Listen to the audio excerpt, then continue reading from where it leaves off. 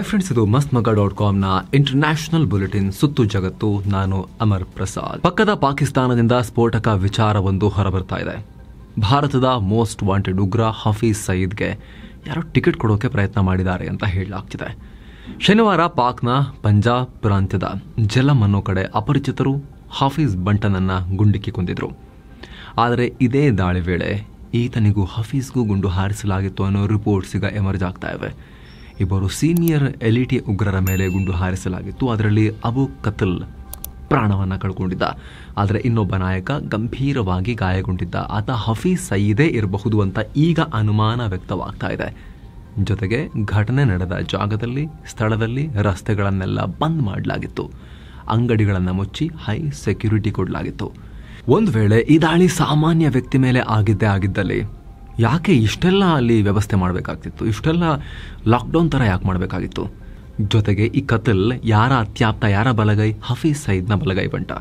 ಹಾಗಾಗಿ ಇವರಿಬ್ಬರ ಮೇಲೇನೆ ಆಗಿರ್ಬೋದು, ಹಫೀಜ್ಗೂ ಗುಂಡೇಟು ಬಿದ್ದಿರಬಹುದು ಅಂತ ವರದಿ ಆಗ್ತಾ ಇದೆ. ಆದರೆ ಪಾಕ್ನ ಕೆಲ ನಾಯಕರು ಇದನ್ನು ಅಲ್ಲಗಳೆದಿದ್ದಾರೆ. ಪಾಕ್ನ PTI ಪಕ್ಷದ ನಾಯಕ ಸಮದ್ ಯಾಕೂಬ್ ಮಾತನಾಡಿ, ಹಫೀಜ್ ಸಾವಿನ ಬಗ್ಗೆ ಸೋಷಿಯಲ್ ಮೀಡಿಯಾದಲ್ಲಿ ಹರಿದಾಡ್ತಿರೋ ಸುದ್ದಿ ಸುಳ್ಳು. ಹಫೀಜ್ ಮತ್ತವರ ಮಗ ತಲ್ಲಾ ಸಯೀದ್ ಸೇಫ್ ಆಗಿದ್ದಾರೆ. ಆದರೆ ಹಫೀಜ್ ಸಯೀದ್ರ ಮಗ ತಲ್ಲಾ ಸಯೀದ್ ಸ್ಥಿತಿ ಸ್ವಲ್ಪ ಗಂಭೀರ ಇದೆ ಅಂತ ಹೇಳಿದ್ದಾರೆ. ಹೀಗಾಗಿ ಇಲ್ಲಿ ದಾಳಿಗೊಳಗಾಗಿರೋದು ಹಫೀಜ್ ಸಯೀದ್ ಮಗನ ಅಥವಾ ಖುದ್ದು ಹಫೀಜ್ ಸಯೀದ್ ಅನ್ನೋದ್ರ ಬಗ್ಗೆ ಕ್ಲಾರಿಟಿ ಇಲ್ಲ. LET ಸಂಘಟನೆ ಕೂಡ ಸೈಲೆಂಟ್ ಆಗಿದೆ. ಇದು ತೀವ್ರ ಅನುಮಾನಕ್ಕೆ ಕಾರಣ ಆಗ್ತಾ ಇದೆ. ಪಾಕ್ನಲ್ಲಿ ಚರ್ಚೆ ಶುರುವಾಗಿದೆ.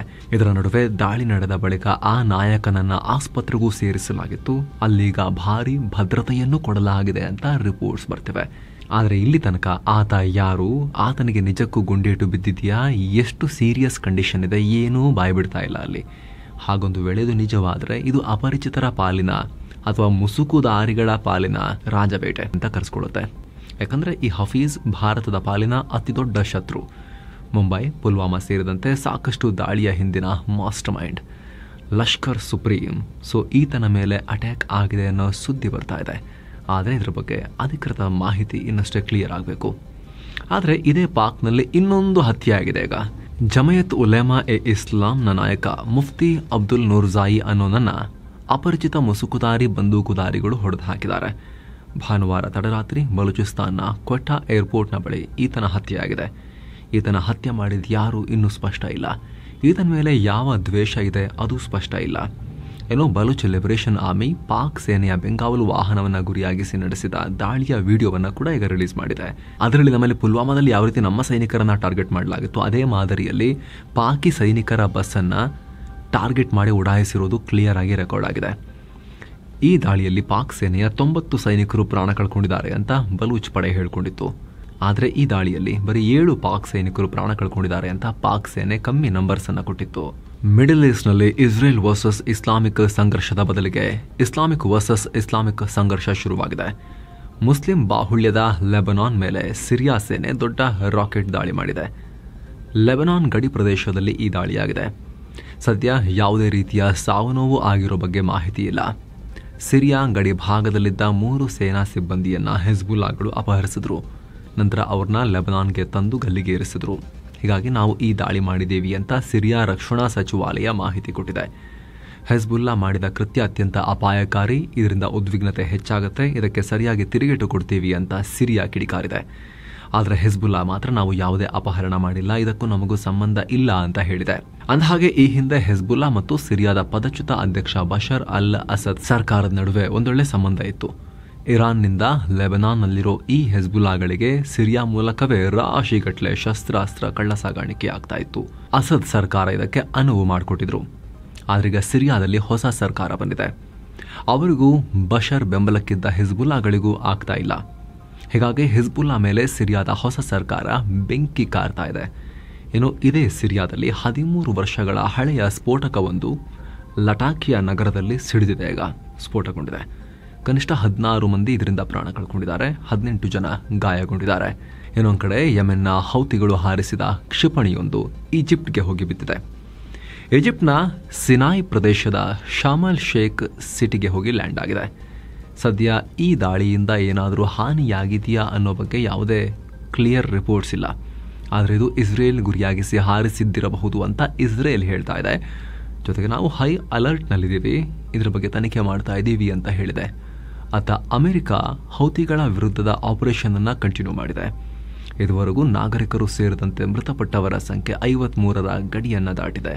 ಕೆಂಪು ಸಮುದ್ರದಲ್ಲಿ ವಾಣಿಜ್ಯ ಹಡಗುಗಳ ಮೇಲೆ ಹೌತಿಗಳು ದಾಳಿ ಮಾಡೋದನ್ನು ನಿಲ್ಲಿಸೋವರೆಗೂ ನಾವು ನಮ್ಮ ಆಪರೇಷನ್ ಕಂಟಿನ್ಯೂ ಮಾಡ್ತೀವಿ ಅಂತ ಅಮೆರಿಕದ ರಕ್ಷಣಾ ಕಾರ್ಯದರ್ಶಿ ಪೀಟ್ ಹೆಗ್ಸೆತ್ ಹೇಳಿದ್ದಾರೆ.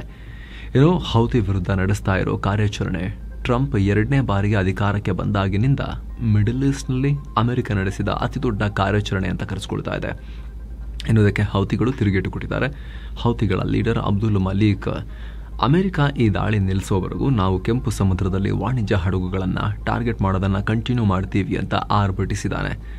ಏನು ಅಮೆರಿಕ ದಾಳಿಗೆ ಪ್ರತಿಯಾಗಿ ಹೌತಿಗಳು ಕೂಡ ಅಮೆರಿಕನ್ ನೌಕೆಗಳ ವಿರುದ್ಧ 11 ಡ್ರೋನ್ಗಳನ್ನು ಉಡಾಯಿಸಿದ್ದಾರೆ. ಆದರೆ ಅವೆಲ್ಲವನ್ನು ನಾವು ಹೊಡೆದು ಹಾಕಿದ್ದೀವಿ ಅಂತ ಅಮೆರಿಕನ್ ಅಧಿಕಾರಿಗಳು ಉತ್ತರವನ್ನು ಕೊಟ್ಟಿದ್ದಾರೆ. ಏನೋ ಪಾಕ್ ಸೇನೆಗೆ ಚೀನಾ ದೊಡ್ಡ ಶಕ್ತಿಯನ್ನು ತುಂಬ್ತಾ ಇದೆ. ಈಗ ಹೊಸದಾಗಿ ಇನ್ನೊಂದು ಸಬ್ಮರೀನ್ ಡೆಲಿವರ್ ಮಾಡಿದ್ದಾರೆ. ಅದನ್ನು ಹಂಗೋ ಕ್ಲಾಸ್ ಸಬ್ಮರೀನ್ ಅಂತ ಕರೀತಾ ಇದ್ದಾರೆ. 2015ರಲ್ಲಿ ಪಾಕಿಸ್ತಾನದ ನೇವಿಗಾಗಿ 8 ಹಾಂಗೋ ಕ್ಲಾಸ್ ಸಬ್ಮರೀನ್ ತಯಾರು ಮಾಡಿಕೊಡೋಕೆ ಚೈನಾ ಮತ್ತು ಪಾಕಿಸ್ತಾನ ನಡುವೆ ಡೀಲ್ ಆಗಿತ್ತು. $5 ಬಿಲಿಯನ್ ಅಂದರೆ 41.5 ಸಾವಿರ ಕೋಟಿ ರೂಪಾಯಿ ಮೌಲ್ಯದ ಒಪ್ಪಂದ.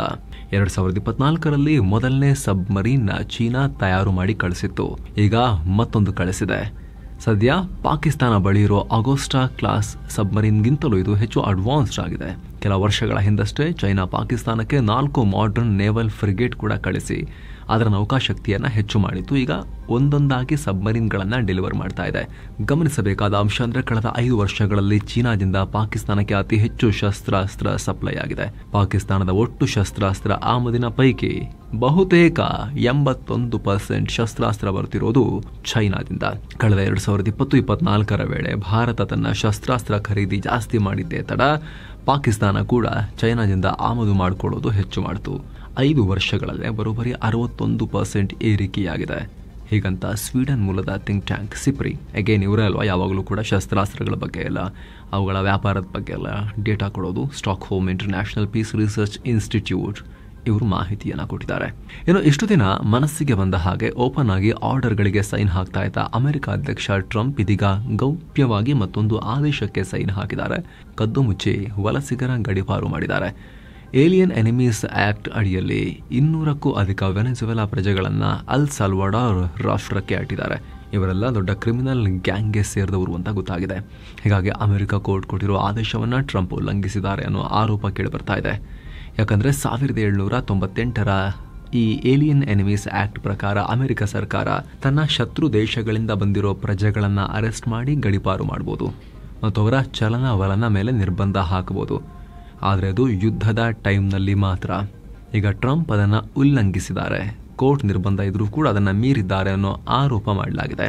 ವೈಟ್ ಹೌಸ್ನಿಂದ ಇದ್ರ ಬಗ್ಗೆ ಇನ್ನೂ ಯಾವುದೇ ಅಫಿಷಿಯಲ್ ಕ್ಲಾರಿಟಿ ಅಥವಾ ಒಂದು ಇದನ್ನು ಕ್ಲಿಯರ್ ಮಾಡೋದು ಆ ಥರದ್ದೇನು ಬಂದಿಲ್ಲ ಉತ್ತರ.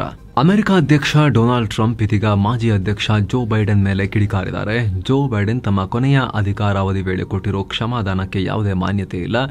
ಯಾವಾಗಲೂ ನಿದ್ರೆ ಮಂಪರಿನಲ್ಲಿರೋ ಜೋ ಬೈಡೆನ್ಗೆ ಈ ವಿಚಾರವನ್ನು ಕರೆಕ್ಟಾಗಿ ತಿಳಿಸದೆ ಕ್ಷಮಾದಾನ ಕೊಡಲಾಗಿದೆ. ಇದಕ್ಕೆ ಸ್ವತಃ ಬೈಡೆನ್ ಸೈನ್ ಹಾಕಿಲ್ಲ, ಆಟೋ ಪೆನ್ ಬಳಸಿ ಸೈನ್ ಹಾಕಲಾಗಿದೆ ಅಂತ ಟ್ರಂಪ್ ದೊಡ್ಡ ಆರೋಪ ಮಾಡಿದ್ದಾರೆ. ಆಟೋ ಪೆನ್ ಅಂದರೆ ಒಂದು ಎಲೆಕ್ಟ್ರೋಮೆಕ್ಯಾನಿಕಲ್ ಡಿವೈಸ್. ಒಬ್ಬ ವ್ಯಕ್ತಿಯ ಸೈನ್ ಇದ್ದ ಹಾಗೆ ಇದು ಸೈನ್ ಹಾಕುತ್ತೆ. ಸರ್ಕಾರಿ ಅಧಿಕಾರಿಗಳ, ದೇಶದ ನಾಯಕರ ಅನುಪಸ್ಥಿತಿಯಲ್ಲಿ ಇದನ್ನು ಬಳಸಲಾಗುತ್ತೆ. ಸೊ ಅವರು ಕೊಟ್ಟಿರೋ ಕ್ಷಮಾದಾನ ವ್ಯಾಲಿಡ್ ಅಲ್ಲ ಅಂತ ಹೇಳಿದ್ದಾರೆ.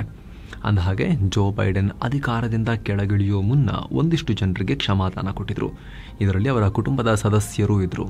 ಈಗ ಇದನ್ನು ಇನ್ವ್ಯಾಲಿಡ್ ಅಂತ ಟ್ರಂಪ್ ಹೇಳಿ ಇನ್ನೊಂದು ಅಮೆರಿಕದ ಒಳಗೇನೆ ಕಾನೂನು ಬಿಕ್ಕಟ್ಟಿಗೆ ಕಾರಣ ಆಗಬಹುದಾದ ಒಂದು ಹೆಜ್ಜೆಯನ್ನು ಇಟ್ಟಿದ್ದಾರೆ. ಯಾಕಂದರೆ ಪ್ರೆಸಿಡೆಂಟ್ಗೆ ಪವರ್ಸ್ ಇರುತ್ತೆ ರೀತಿ ಕ್ಷಮಾದಾನ ಮಾಡೋಕ್ಕೆ ಅಮೆರಿಕದಲ್ಲಿ. ಸೊ ಈಗ ಕಾನೂನು ಬಿಕ್ಕಟ್ಟು ಆಗಬಹುದು. ಟ್ರಂಪ್ ಮಾಡಿದ ಸರಿನಾ, ಬೈಡೆನ್ ಮಾಡಿದ ಸರಿನಾ ಅಂತ ಕೋರ್ಟ್ಗಳೇನು ಹೇಳ್ತಾವೆ ಅನ್ನೋದು ನೋಡ್ಬೇಕು. ಆಮೇಲೆ ಟ್ರಂಪ್ ಸರ್ಕಾರ ಅಕ್ರಮ ವಲಸಿಗರ ಮೇಲೆ ಕ್ರಮ ತೆಗೆದುಕೊಳ್ತಿರೋ ಹೊತ್ತಲ್ಲಿ ಟೆಕ್ ದಿಗ್ಗಜ ಇಲಾನ್ ಮಸ್ಕ್ ವಿಭಿನ್ನ ಆ್ಯಪ್ ಒಂದರ ಬಗ್ಗೆ ಮಾತನಾಡಿದ್ದಾರೆ.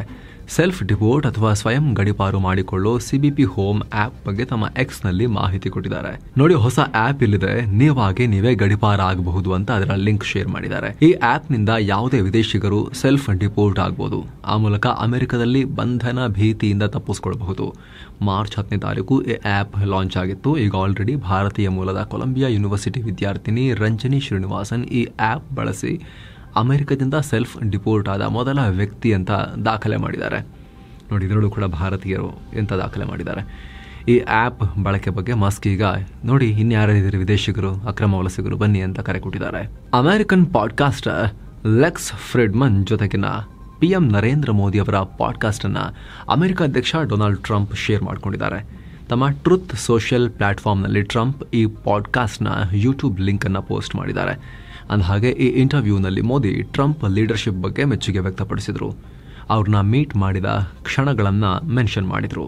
ನಾವಿಬ್ಬರೂ ಕೂಡ ನಮ್ಮ ದೇಶವೇ ಮೊದಲು ಅಂತ ಕೆಲಸ ಮಾಡ್ತೀವಿ, ಅವರಿಗೆ ಅಮೆರಿಕ ಫಸ್ಟ್, ನನಗೆ ಇಂಡಿಯಾ ಫಸ್ಟ್, ಹಾಗಾಗಿ ನಮ್ಮ ಜೋಡಿ ಚೆನ್ನಾಗಾಗತ್ತೆ ಅಂತ ಹೇಳಿ ಮೋದಿ ಅಪ್ರಿಷಿಯೇಟ್ ಮಾಡಿದರು, ಟ್ರಂಪ್ರನ್ನು ಅಪ್ರಿಷಿಯೇಟ್ ಮಾಡಿದರು. ಜೊತೆಗೆ ವೈಟ್ ಹೌಸ್ಗೆ ಹೋದಾಗ ವೈಟ್ ಹೌಸ್ನ ಬೇರೆ ಬೇರೆ ಕೋಣೆಗಳು, ಅಲ್ಲಿರುವಂಥ ಸಹಿಗಳು, ಗೆಸ್ಟ್ಗಳದ್ದು, ಅಮೆರಿಕದ ಹಿಂದಿನ ಅಧ್ಯಕ್ಷರದ್ದು, ಬೇರೆ ಬೇರೆ ಅಧ್ಯಕ್ಷರ ಅವಧಿಯ ಈ ಪುರಾತನ ಅಮೆರಿಕದ ಡೆಮೋಕ್ರಸಿಯ ಇತಿಹಾಸ, ಅದೆಲ್ಲವನ್ನು ಅವರು ಯಾವುದೇ ಕೈಯಲ್ಲಿ ಚೀಟಿ ಇರಲಿಲ್ಲ, ಏನಿಲ್ಲ, ಅವರೇ ಹೇಳ್ತಾ ಇದ್ರು. ಸೊ ಅವ್ರಿಗೆ ತುಂಬ ನಾಲೆಜ್ ಇದೆ ಅಂತೆಲ್ಲ PM ಗುಣಗಾನ ಮಾಡಿದರು ಟ್ರಂಪ್ ಬಗ್ಗೆ. ಸೊ ಟ್ರಂಪ್ ಬಹಳ ಖುಷಿಯಿಂದ ಆ ಪಾಡ್ಕಾಸ್ಟ್ ಲಿಂಕನ್ನು ಶೇರ್ ಮಾಡಿದ್ದಾರೆ. ಈಗ ರಷ್ಯಾ ಜೊತೆ ಯುದ್ಧ ಮಾಡ್ತಿರೋ ನಡುವೆನೇ ಯುಕ್ರೇನ್ ಅಧ್ಯಕ್ಷ ವೊಲಡಿಮಿರ್ ಜೆಲೆನ್ಸ್ಕಿ ತಮ್ಮ ಸೇನೆಯಲ್ಲಿ ಮಹತ್ವದ ಬದಲಾವಣೆ ಮಾಡಿದ್ದಾರೆ. ಆಂಡ್ರಿ ನಾಟೋವ್ ಅನ್ನೋರನ್ನ ಯುಕ್ರೇನ್ ಸಶಸ್ತ್ರ ಪಡೆಯ ಚೀಫ್ ಆಫ್ ಜನರಲ್ ಸ್ಟಾಫ್ ಆಗಿ ನೇಮಕ ಮಾಡಿದ್ದಾರೆ. ನಮ್ಮ ಯುದ್ಧ ಸಾಮರ್ಥ್ಯ ಹೆಚ್ಚಿಸಿಕೊಳ್ಳೋಕೆ ಈ ರೀತಿ ಮಾಡಿದ್ದೀವಿ ಅಂತ ಯುಕ್ರೇನ್ ರಕ್ಷಣಾ ಸಚಿವ ರುಸ್ತೆಮ್ ಉಮರೋವ್ ತಿಳಿಸಿದ್ದಾರೆ. ಮುಂದಿನ IPLನಲ್ಲಿ ಮುಂಬೈ ಇಂಡಿಯನ್ಸ್ ಪರ ಆಡೋಕೆ ರೆಡಿಯಾಗಿರೋ south African allrounder Corbin Bosch Pak cricket board ಈಗ ಲೀಗಲ್ ನೋಟಿಸ್ ಕಳಿಸಿದೆ. ಅವರಿಗೆ ಪಾಕಿಸ್ತಾನಕ್ಕೆ ಬಹಳ ಅವಮಾನ ಆಗಿದೆ ಇಲ್ಲಿ. ಯಾಕಂದರೆ ಅಲ್ಲೇ ಆಡಬೇಕಾಗಿತ್ತು, ಅವ್ರದಕ್ಕೆ ಕಮ್ಮಿ ಮಾನ್ಯತೆ ಕೊಟ್ಟು ಈ ಕಡೆ ಬರ್ತಿದ್ದಾರೆ. ಏನಾಗಿದೆ ಅಂತ ಹೇಳ್ತೀವಿ ನಿಮಗೆ. ಏಪ್ರಿಲ್ 11ರಿಂದ ನಡೆಯಲಿರೋ ಪಾಕಿಸ್ತಾನ್ ಸೂಪರ್ ಲೀಗ್ನಲ್ಲಿ ಪೇಶಾವರ್ ಜಲ್ಮಿ ಅನ್ನೋ ತಂಡದಲ್ಲಿ ಆಡೋಕೆ ಕಾರ್ಬಿನ್ರನ್ನ ಸೆಲೆಕ್ಟ್ ಮಾಡಲಾಗಿತ್ತು. ಆದರೆ ಬಾರಿ IPLನಲ್ಲಿ ಮುಂಬೈ ಇಂಡಿಯನ್ಸ್ ಪರ ಆಡಬೇಕಾಗಿದ್ದ ಮತ್ತೋರ್ವ ಸೌತ್ ಆಫ್ರಿಕನ್ ಬೌಲರ್ ಲಿಜಾರ್ಡ್ ವಿಲಿಯಮ್ಸ್ ಗಾಯದ ಸಮಸ್ಯೆಯಿಂದ ಹೊರಗುಳಿದಿದ್ರು. ಅವ್ರ ಬದಲಾಗಿ ಕಾರ್ಬಿನ್ಗೆ ಮುಂಬೈ ಟೀಮ್ನಲ್ಲಿ ಸ್ಥಾನ ಕೊಡಲಾಗಿತ್ತು. ಹೀಗಾಗಿ ಪಾಕ್ ಲೀಗ್ನಿಂದ ಹಿಂದೆ ಸರಿದು IPLನಲ್ಲಿ ಆಡ್ತೀನಿ, ಇಂಡಿಯನ್ ಪ್ರೀಮಿಯರ್ ಲೀಗ್ನಲ್ಲಿ ಆಡ್ತೀನಿ, ಪಾಕಿಸ್ತಾನದ ಏನಕ್ಕೆ ಅಂತ ಹೇಳಿ ಅವರು ಅದನ್ನು ಬಿಟ್ಟು ಈ ಕಡೆ ಬರೋಕ್ಕೆ ಒಪ್ಪಂದ ಮಾಡ್ಕೊಂಡಿದ್ದಾರೆ. ಹಾಗಾಗಿ ಅಲ್ರಿ ನೀವು ನಮಗೆ ಬರ್ತೀರಂತ ಹೇಳಿದ್ರಲ್ಲ, ಈಗ ಸಡನ್ನಾಗಿ ಅವ್ರು ಕರೆದ ತಕ್ಷಣ ಅಲ್ಲಿಗೆ ಹೋಗ್ತಿದ್ದೀರಲ್ಲ ಅಂತ ರೊಚ್ಚಿಗೆದ್ದು ಪಾಕಿಸ್ತಾನದವರು ಅವರಿಗೆ ನೋಟಿಸ್ ಕಳಿಸಿದ್ದಾರೆ. ನಮ್ಮ ಬೆಲೆನೇ ಇಲ್ವಾ ಹಾಗಾದರೆ ನಮ್ಮ ಮಾತಿಗೆ, ನಮ್ಮ ಕಾಂಟ್ರಾಕ್ಟ್ಗೆ ಅಂತ ಕೇಳ್ತಾ ಇದ್ದಾರೆ. ಇನ್ನು ಇತ್ತೀಚೆಗೆ 2025ರ ಚಾಂಪಿಯನ್ಸ್ ಟ್ರೋಫಿ ಹೋಸ್ಟ್ ಮಾಡಿದ್ದ ಪಾಕಿಸ್ತಾನ್ ಕ್ರಿಕೆಟ್ ಬೋರ್ಡ್ ಸುಮಾರು 739 ಕೋಟಿ ರೂಪಾಯಿ, ಪಾಕ್ ರೂಪಾಯಿ ಅಲ್ಲ ಭಾರತದ ರೂಪಾಯಿ, ಅಷ್ಟು ಲಾಸ್ ಮಾಡಿಕೊಂಡಿದೆ. ಖುದ್ದು PCBನೇ ಈ ಮಾಹಿತಿ ಕೊಟ್ಟಿದೆ. ಈ ಟೂರ್ನಮೆಂಟ್ಗೆ ಪಾಕಿಸ್ತಾನ ಬರೋಬ್ಬರಿ 869 ಕೋಟಿ ರೂಪಾಯಿ ಖರ್ಚು ಮಾಡಿತ್ತು. ಕರಾಚಿ, ರಾವಲ್ಪಿಂಡಿ ಹಾಗೂ ಲಾಹೋರ್ ಕ್ರಿಕೆಟ್ ಸ್ಟೇಡಿಯಂಗಳನ್ನು ಪುನಃ ಡೆವಲಪ್ ಮಾಡೋಕೆ ಸುಮಾರು 560 ಕೋಟಿ ರೂಪಾಯಿ ಖರ್ಚಾಗಿತ್ತು. ಬಟ್ ಭಾರತ ಭದ್ರತಾ ಕಾರಣದಿಂದಾಗಿ ಈ ಟೂರ್ನಿಯನ್ನು ಹೈಬ್ರಿಡ್ ಮಾದರಿಯಲ್ಲಿ ಆಡಿತ್ತು. ಹೀಗಾಗಿ ಭಾರತದ ಪಂದ್ಯಗಳೆಲ್ಲ ದುಬೈನಲ್ಲಿ ಆಗಿ ಕೊನೆಗೆ ಫೈನಲ್ ಕೂಡ ದುಬೈನಲ್ಲೇ ಆಗಿದ್ದರಿಂದ ಪಾಕಿಸ್ತಾನಕ್ಕೆ ಹೆವಿ ಲಾಸಸ್ ಆಗಿದೆ. ಈ ಟೂರ್ನಿಯಿಂದ ಪಾಕಿಸ್ತಾನಕ್ಕೆ ಬರೀ 52 ಕೋಟಿ ರೂಪಾಯಿ ಅಷ್ಟೇ ರಿಕವರ್ ಆಗಿದೆ ಅಂತ PCB ಹೇಳಿದೆ. ಸೊ ಫ್ರೆಂಡ್ಸ್, ಇದಾಗಿತ್ತು ಇವತ್ತಿನ ಜಗತ್ತಿನ ಸುತ್ತಾಟ. ಮತ್ತೆ ಭೇಟಿ ಆಗ್ತಿರೋಣ. ನಮಸ್ತೆ.